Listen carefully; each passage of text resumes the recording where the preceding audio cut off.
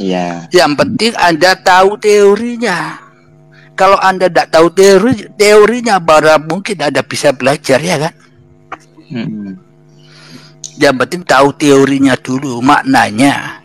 Apa Anda tanyakan tadi, bila hidup ini memang Allah, maka segala aktivitas kita sejak bangun tidur sampai tidur lagi, ya itulah yang disebut amal soleh. Itulah yang dimaksud menyembah, mengabdi. Kenapa? Karena hidup dan badan milik Allah, ya kan? Inna sholati wa nusuki wa mahyaya wa mamati lillahi rabbil alamin. Lalu manusia punya apa? Punya apa manusia? Ya kan? Nah, kalau manusia tidak punya apa-apa, ngapain manusia ngaku-ngaku lagi?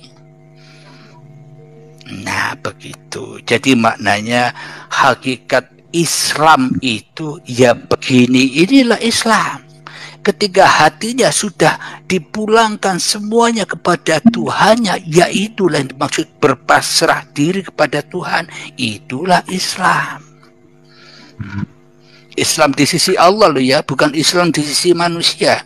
Kalau Islam di sisi manusia ya, yang seperti yang selama ini kita pahami itu Islam di sisi manusia, ya kan?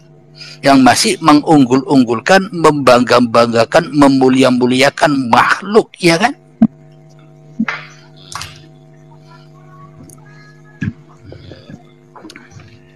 Bisa dipahami Kang Mas? Kalem-kalem saja, ya kan? Jadi memang kajian kita ini, kajian di YouTube Uripe Allah ini dari atas ke bawah, bukan dari bawah ke atas. Kalau dari bawah ke atas banyak perselisihan, banyak perbedaan, ruwet bulet, ya kan? Jadi dalilnya ada di dalam diri Anda sendiri. Makanya kita belajar Al-Quran itu supaya bisa membaca diri kita. Hakikat Al-Quran Qadim itu ya diri kita ini yang harus dibaca, yang harus disaksikan. Duduk ini harus disaksikan bahwa duduk ini bukan kuasaku. Sholat ini disaksikan bahwa sholat ini bukan kuasaku, ya kan? Waalaikumsalam warahmatullahi. Akan tetapi bila kita jadi penguasanya, apakah kita ini tidak disebut kafir oleh Allah kalau kita ingkar kepada Allah? Maknanya bila yang berkuasa, bila yang jadi pencipta, sholat pencipta, duduk pencipta, apa yang kita lakukan masih diri manusia kita, yaitulah kolbun kafirin baitunas. Hatinya orang kafir, orang kafir di sisi Allah ya, orang yang hatinya masih wujud manusianya sebagai penguasanya. Bisa dipahami? Betul. Makrifat itu dasar, bukan puncak. Betul sekali. Jadi tanpa makrifat ya kita tidak bisa syariat. Maknanya tidak bisa syariat apa? Ternyata aku bisa syariat kok. Maknanya bukan syariatullah, tapi syariatun nas. Syariatnya hawa nafsu, ya kebakar terus. Ya itulah jahanamnya Allah itu. Ya kan? Yang sebagusnya ini belajar makrifat ini kena belajar ini dulu lah. Apa nama tuh, qadar dan qadar dulu, biar kita memahami itu. Kalau kita tidak belajar makrifat, ya tidak kenal kodok dan kodar, Kang Mas. Kenapa? Karena kodok dan kodar selama ini kita akui sebagai kodok dan kodar kita sebagai manusia. Aku bisa begini karena aku bisa begitu karena aku, ya kan? Kodok kodarnya manusia kan? Karena manusianya belum kenal Allah, maka dari itu yang terpenting kenal Allah dulu. Masalah iman kepada malaikat, kepada kitab, kepada rasul, kepada hari kiamat, dan kepada kodok dan kodar nanti kena semua. Kalau imannya pada Allah benar. Tapi kalau imannya pada Allah salah, ya tidak kena semua itu. Kena gini itu Kang Urip ya. Iya silakan. Suara saya bisa dimonitor ya? Kalau kemampuan kita ini kan terbatas, akal kita terbatas kan itu. Jadi ada sesuatu itu yang Allah telah tetapkan, Allah takdirkan seperti apa, kan itu. Jadi kehendak kita ini, kita berkehendak pun atas kehendaknya juga, kan gitu. Jadi sesuatu pun yang kita inginkan harusnya begini, belum tentu jadi begini. Kadang-kadang jadinya begitu. Itu takdir Allah gitu. Ya, itulah tanda bahwa kita tidak kuasa, ya kan? Iya. Itulah tanda kita tidak punya kuasa apa-apa. Maka dari itu manusia pasti jatuh takluk kepada Tuhannya. Apa? Ya harus mengikuti Tuhannya. Meskipun kita usaha tapi gagal, ya harus mengikuti. Maknanya mengikuti apa? Sabar dan pasrah, ya kan? Nah begini. Jadi makna kodok dan kodar itu kebaikan ataupun keburukan bila kita sudah tahu asalnya. Kalau Anda tidak hidup, apakah Anda bisa kodok dan kodar, ya kan? Tidak bisa melaksanakan itu dan ini, ya kan? Jadi adanya taat maksiat, adanya langit dan bumi, adanya siang dan malam, ya itulah karena kodok dan kodarnya Allah. Bila manusia sudah tenggelam di dalam uripi Allah, ya nikmat-nikmat saja menghadapi kodok dan kodar itu. Kenapa? Karena sudah innal awliya ala khaufun alaihim walam yahzanun. Bahwa para kekasih Allah itu tiada rasa takut dan bersedih hatinya. Kenapa? Karena semuanya sudah diurus oleh Allah. Iya kan? Akan tetapi hati kita selama ini kan serba menderita, gelisah. Karena apa yang kita tuju tidak berhasil. Karena kita masih berkuasa atas kodok dan kodar itu. Ya enggak kan Mas? Seolah-olah ciptaan kita kodok dan kodar itu mana harus iman kepada kodok dan kodarnya Allah. Bila kodok dan kodar yang kita lakukan, yang kita alami masih ciptaan kita, kita masih ada rasa senang, kita masih ada rasa menderita saat kodok dan kodar itu tidak sesuai atau sesuai dengan kehendak kita, ya kan? Berarti masih kodok kodarnya makhluk, iya kan? Kuasanya makhluk. Nah, maka dari itu awaludin ma'rifatullah itu sangat amat penting bagi seluruh manusia, bukan umat Islam saja. Kenapa? Karena Tuhannya seluruh manusia ya hanya satu, ya Allah yang menciptakan seluruh manusia, ya kan?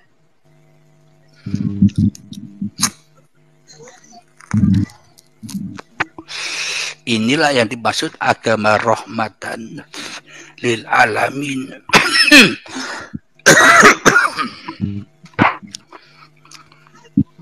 Jadi agama yang indah, agama rahmat. Bila kita sudah mengenal Allah itu, maka perbedaan agama akan hancur. Kita memandang semua orang baik semua. Kita memandang orang dengan kasih sayang. Saya mau pertanyakan lagi satu ini, Kang Murid. Ya, silakan, silakan. Di dalam muskilan ini, kita menyatakan kita ingin awaludin marifatullah, awal-awal agama itu mengenal Allah, kan gitu kan? Tapi di dalam satu ayat pula itu ada pula tuh Allah itu memperjalankan umatnya. Jadi mampukah manusia itu mengenal Allahnya, sedangkan Allah itu memperjalankan umatnya? Tanpa Allah itu memperjalankan umatnya, manusia itu kan nggak mampu mengenal Tuhan, kan gitu. Bagaimana itu? Jadi kita ini seakan-akan nih kita mampu mengenal Allah seperti kita ini bersahabat dengan kita. Macam kita mengenal sahabat kita, kan gitu. Padahal pengenalan Allah itu kita akan mampu mengenalnya kecuali dia memperkenalkan dirinya, kan gitu. Bagaimana tuh? Betul sekali. Kan berserah dirilah kita kepada Allah, kan gitu. Ya. Ujung-ujungnya ya awaludin ma'rifatullah, Kang Mas. Ujung-ujungnya Ma'rifatullah itu awal dan akhir, dasar. Jadi maknanya tak satu manusia pun bisa mengenal Allah kecuali Allah. Contoh ibaratkan begini, HP Anda. Kira-kira HP Anda itu bisa mengenal Anda? HP Anda tidak bisa berbuat apa-apa. Anda hidupkan, Anda matikan, Anda setel apa saja, ya terserah Anda. HP-nya tidak komentar sama sekali, ya kan? Jadi ibarat HP itu ibarat makhluk. Makhluk bukan pencipta yang tidak bisa menciptakan apa-apa. Jangankan kenal kepada yang memiliki HP. Jangankan HP Anda mengenal Anda. Kepada HP-nya sendiri dia tidak tahu bahwa dirinya HP, ya kan? Yang menamai HP itu kan kita, manusia sebagai penciptanya, ya kan? Nah, seumpama HP ini bisa ibadah, bisa menyaksikan Tuhannya, bisa kenal Tuhannya, pasti HP itu akan ngintil, ngikuti kita saja kemanapun kita pergi tanpa kita masukkan saku.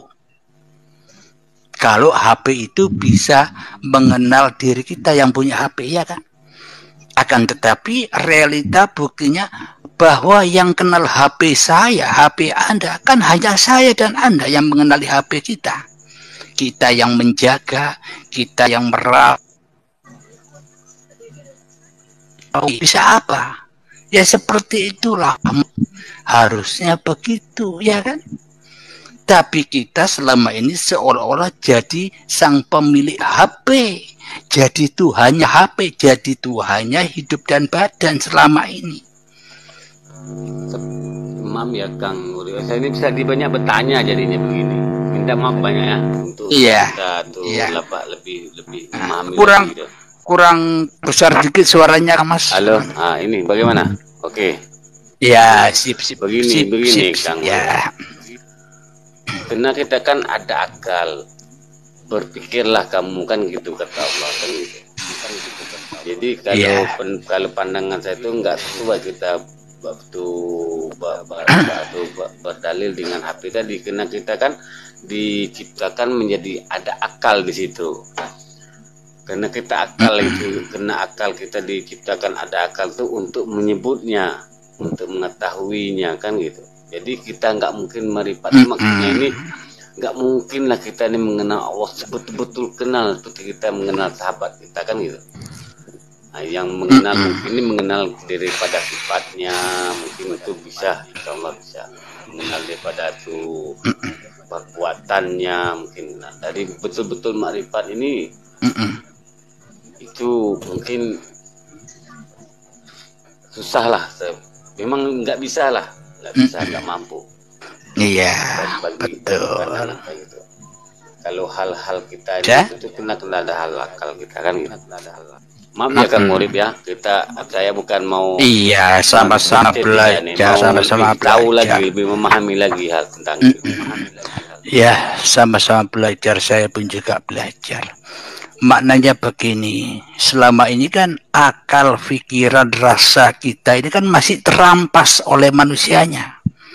Jadi sama halnya di dalam ayat Allah, Allah tak akan merubah keberadaan diri manusia, nasib diri manusia bila tidak manusianya yang merubah, ya kan? Itu ayat syariat, ya kan?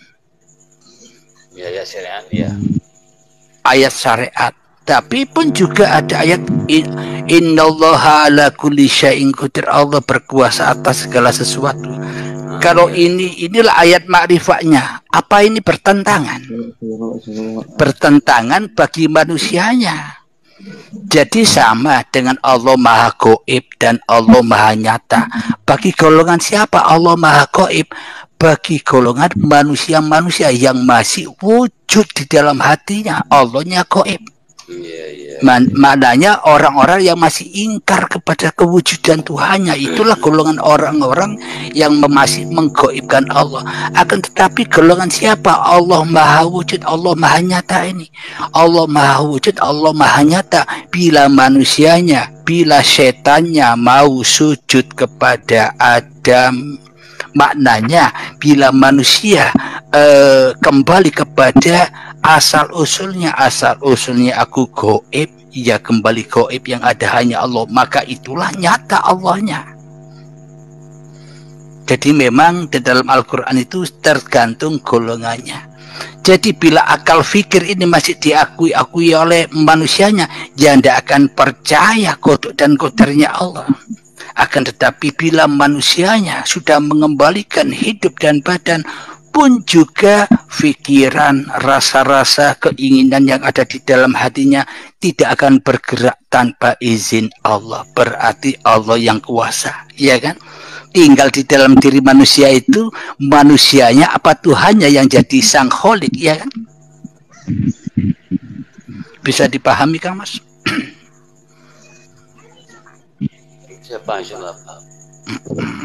Jadi memang kalau kita kaji dari belajar makrifat itu, dia melakukan syariat bagaimana tuh, Kang? Kalau pendapat Kakang, misal dia nggak belajar makrifat tapi dia melakukan sholat dan gitu. Kalau kita bahas dari bawah, ya tidak diterima semua, Kang Mas, karena tidak mengenal Tuhannya. Contoh begini, Anda bekerja siang malam nyapu jalan raya. Dalam hati Anda bermaksud, siapa tahu nanti bulan depan aku mendapatkan gaji.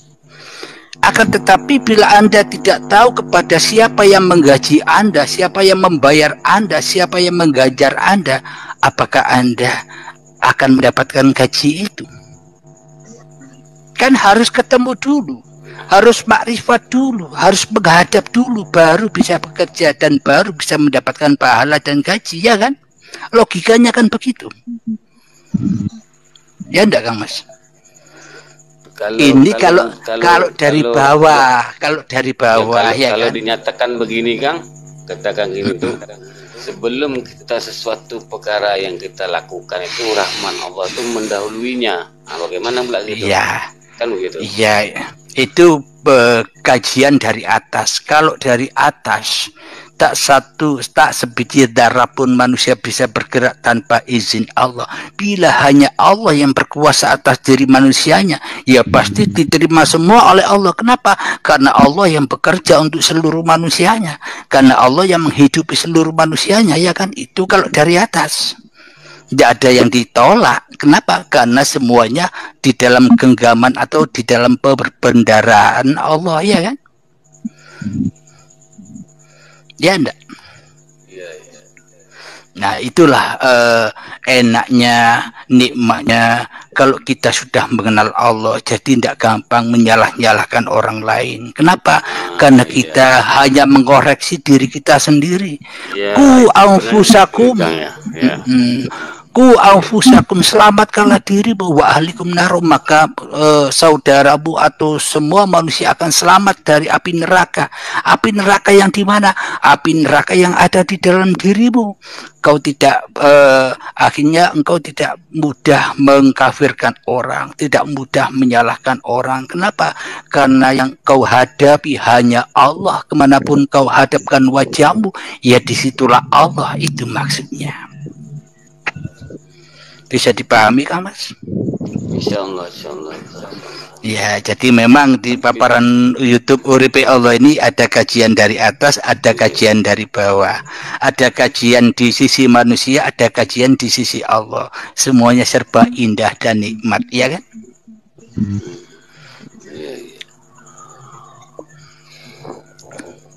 Maka dari itu, kalau tidak makrifat dulu, hidup ini tidak akan nikmat, Kang Mas. Disangka kita ahli ibadah, ahli sholat, ahli puasa, ketika kita melihat orang yang tidak sholat, ketika kita melihat orang yang tidak puasa, akhirnya hati kita panas. Oh, ahli neraka kau, salah kau, ya kan? Itu kajian dari bawah, kajian hawa nafsu. Kalau kita pada masuk ke dalam tuh kadar dan qada tadi itu udah ketentuannya begitu tuh jadinya, Kang. Karena ada sifat positif negatif di situ kan, baru dunia ini bisa berjalan kan gitu. Maknanya itulah pentingnya awaludin ma'rifatullah. Kalau Anda sudah ma'rifatullah, maka hanya Allah yang memandang, bukan Anda lagi. Kalau hanya Allah yang memandang, ngapain Allah nyalahkan apa yang diperbuatnya, ya enggak? Nggak ada hukum kauli di situ, Kang, ya. Iya, enggak ada hukum syariat lagi. Kenapa? Enggak kena hukum Allah itu, ya kan? Disitulah indahnya ma'rifatullah. Inilah ilmu kajian yang original yang dialami para nabi dan para rasul. Tauhidnya ya begini. Jadi ending-endingnya, puncak-puncaknya makrifat adalah ketika manusianya sudah tidak makrifat lagi. Jangankan makrifat kepada Allah, kepada dirinya saja sudah tidak makrifat manusianya. Itu ending puncaknya makrifat, bukan orang yang makrifat. Kalau orang masih merasa makrifat, dia jauh dari makrifat. Tapi orang yang sudah tidak merasa makrifat, ya itulah makrifat. Setuju? Orang yang tidak makrifat itulah makrifat, Kang, ya. Nah, maknanya bila orang masih merasa hidup, maka orang itu tak akan bertemu dengan hakikat sejatinya hidup, ya kan? Bila manusianya sudah mengerti hakikat hidup ini, maka manusianya tak bakal ngaku-ngaku lagi bahwa dirinya yang hidup. Ya enggak, Kang Mas? Itulah alam lillahi ta'ala. Itulah kebahagiaan Rabbana atina fid dunya hasanah wa fil akhirati hasanah wa qina adzabannar. Maka semua syariat yang dijalankan pasti di dalam lillah, ya kan? Apapun syariatnya lu ya. Iya. Kurang besar suaranya, Kang Mas. Ada yang mengatakan gini kan lagi, Kang. Ada yang sependengar dengar ini. Kalau menyatakan lillah itu ada perkataan lillah lagi pada untuk sesuatu perkara itu, belum lagi ikhlas. Karena di situ masih ada sebutan kauli di situ. Kalau ikhlas ini udah nggak ada sebutan kauli di sana. Dia hanya menikmati sesuatu yang telah dinyatakan. Tiada lagi goresan dalam suatu akal dia begitu. Dia udah jadi tak satu pun manusia bisa ikhlas, Kang Mas, bila masih ada manusianya. Jadi al-ikhlas itu kan mereknya Allah, sifatnya Allah, ya kan?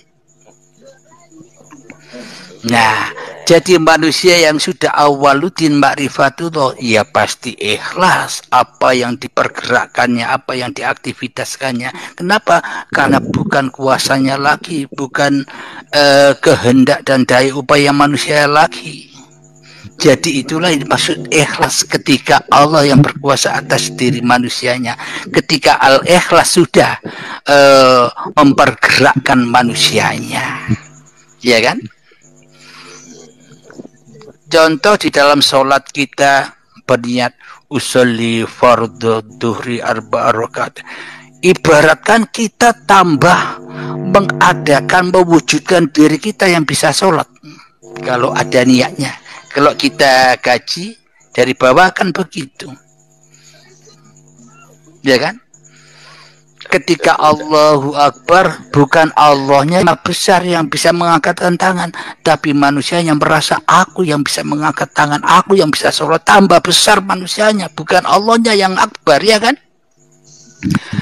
Realitanya kan begitu, Kang Mas. Tapi kalau ya, kalau ngomong gini nanti ini takut yang ada salah paham nanti, Kang. Nah, inilah kebenaran, ya harus dipertanggungjawabkan. Memang realitanya begitu, ya kan? Masa kita mau dibodoh-bodohin terus oleh hawa nafsu? Ya enggak? Kita selama ini dibodoh-bodohi oleh hawa nafsu, kita terima saja. Kita lebih membela hawa nafsu daripada Allah, ya enggak? Nah, jika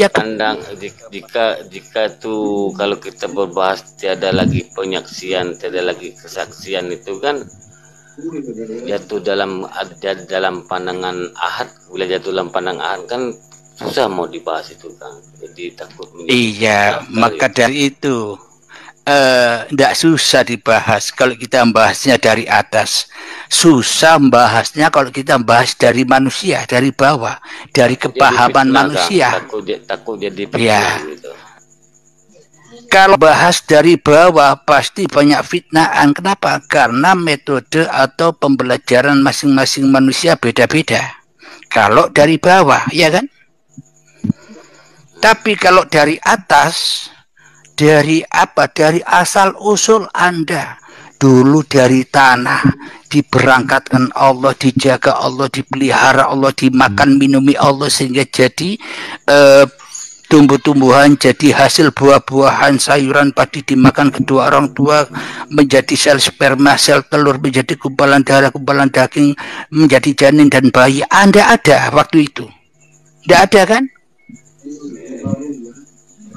Yang ada hanya Allah kan? Berarti hidup dan badan itu milik siapa? Milik Anda, ciptaan Anda. Ini kalau kajian dari atas pasti diterima semua orang. Agama apapun pasti nerima, ya kan? Enak kan? Ini dalilnya ada di dalam diri manusia, kepahaman manusia. Kalau manusianya memang benar-benar jadi makhluknya Allah, bukan jadi khalik loh ya. Tapi kalau manusianya jadi khalik di dalam hatinya, ya akhirnya pembahasannya dari bawah. Akhirnya golek bener-bener dewi, menang-menangan, ya kan? Tapi kalau kita pakai dalil yang ada di dalam diri, asal usul kita dulu dari Allah, ya kembali kepada Allah. Ya kan? Terus selama ini kita bisa makan, bisa minum, bisa duduk, bisa bekerja. Ya itu siapa? Ya sama, tidak ada beda dengan yang dulu. Bedanya sekarang kita yang jadi Tuhan itu bedanya. Tidak ikut punya kok ngaku-ngakui. Nah, ngaku-ngakui ini loh yang harus dilepaskan. Ya memang sulit, harus cari guru. Agar benar-benar lepas pengakuannya, agar suci bersih seperti bayi lagi, hancurlah dosa-dosanya. Ketika manusianya masih ada, ya ada akan pernah hancur, tambah membludak dosanya. Ya kan? Ayo, apalagi yang ditanya-tanyakan Kang Mas. Kira-kira jawaban saya masuk logika kan? Insyaallah Kang, insyaallah. Saya paham hal itu. Mudah kan? Yang di bawah nggak begitu kan? Jangan takut lah. Semua yang di bawah juga sama dengan kita. Kalau Anda takut yang di bawah, berarti Anda yang merasa lebih pintar daripada yang di bawah, ya kan? Bukan itu maksudnya kan? Takut menjadi fitnah gitu. Tidak ada fitnah. Kalau manusianya masih ada fitnah terus ya. Kalau fitnahnya itu kepada diri saya sendiri ya nggak apa-apa. Takutnya difitnah kepada Allah dan Rasul, itu aja ditakuti. Allah tidak bisa difitnah. Kenapa? Karena semuanya hanya Allah yang ada, yang berkuasa atas manusia, ya kan? Ya. Kita bahasnya dari atas saja.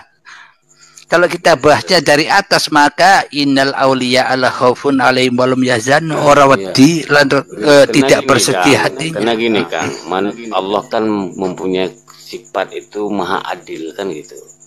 Bila dia maha adil, bila disebutkan maha adil di sini, dia adil pada yang jahat, juga adil pada yang baik.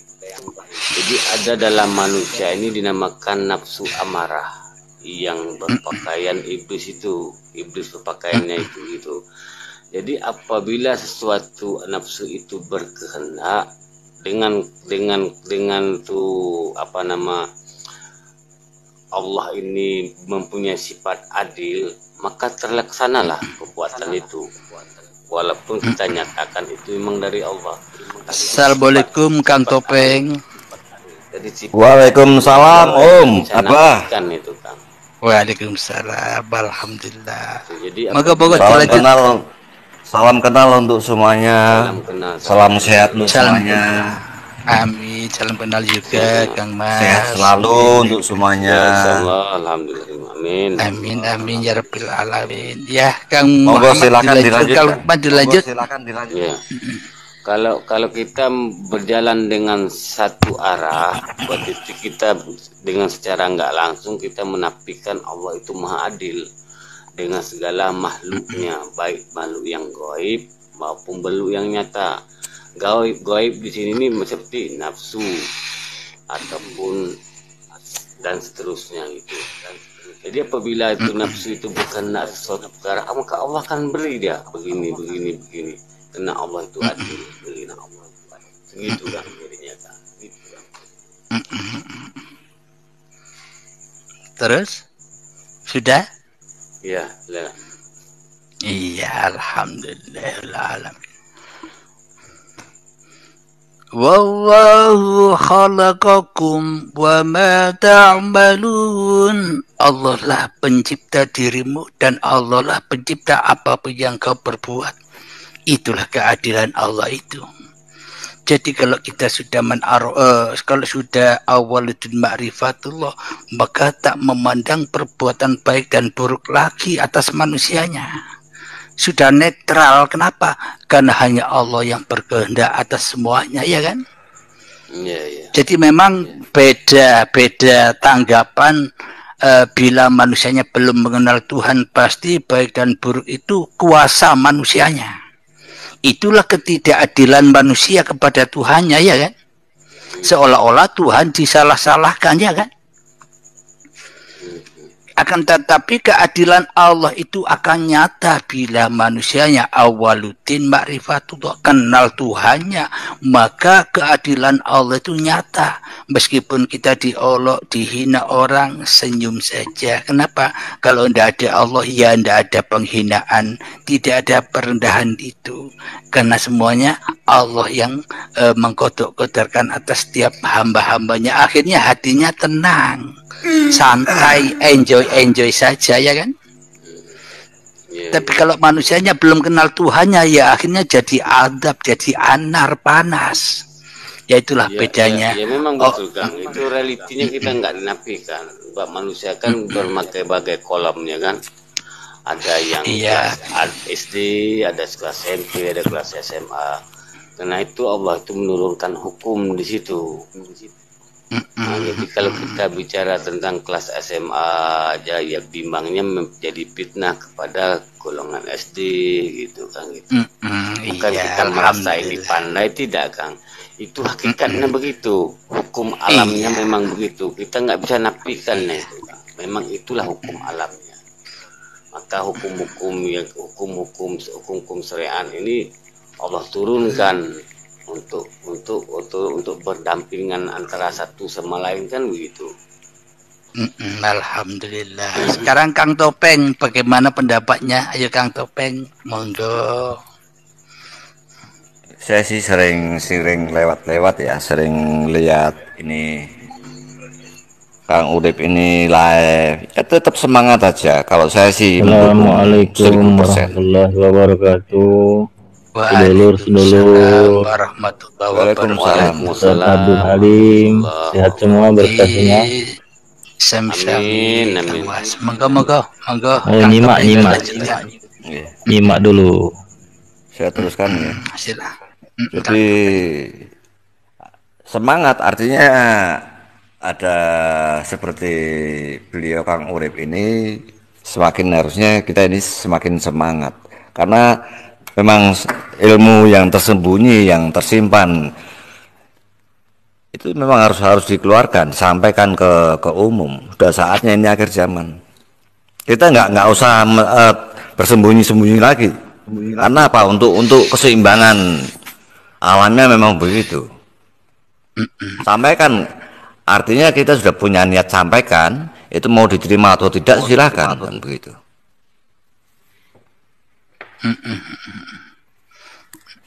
Ini para ulama sepuh itu mereka sudah semuanya berbaur ke tengah masyarakat. Waalaikumsalam. Monggo silakan dilanjutkan Kang.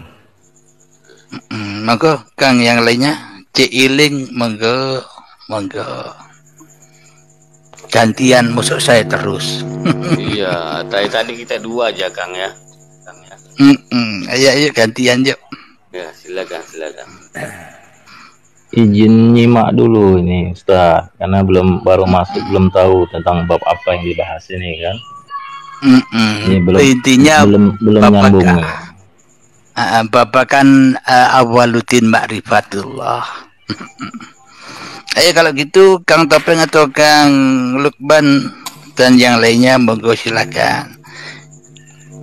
Mudakaro, gantian saya yang nyimak ya. Jadi maaf ya, ini saya hanya menambahkan saja. Oke, monggo Kang Mas, monggo. Artinya tidak ada niat menggurui atau apapun ya Kang ya. Oke, di belajar bersama. Jadi, saya pun juga maaf sebelumnya. Jadi ini untuk kebersamaan, artinya untuk teman-teman juga semuanya, artinya yang saat ini terjadi di masyarakat untuk umat manusia seluruh dunia, artinya sampaikan apapun itu yang terjadi saat sekarang ini di seluruh dunia, apapun itu, masalah kerejekian, utang piutang, perselingkuhan, perzinahan, dan itu saat ini yang sedang terjadi. Terus bagaimana cara melepaskan itu?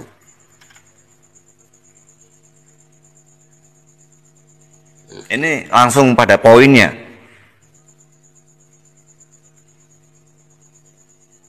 Halo? Iya, silakan. Jadi itu artinya ini request ini Kang Urip, request dari saya seperti itu, artinya disampaikan ke masyarakat itu langsung poinnya begitu.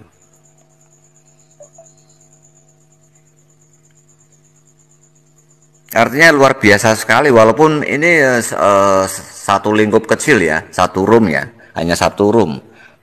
Tapi ini kebaikan-kebaikan ini vibrasi ke seluruh penjuru dunia. Karena vibrasinya positif. Kebaikan-kebaikan.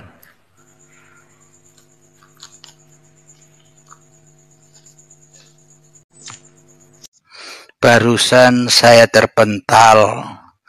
Jadi barusan ini aktif lagi, mungkin dari wifi-nya. Monggo diulang lagi Kang Mas.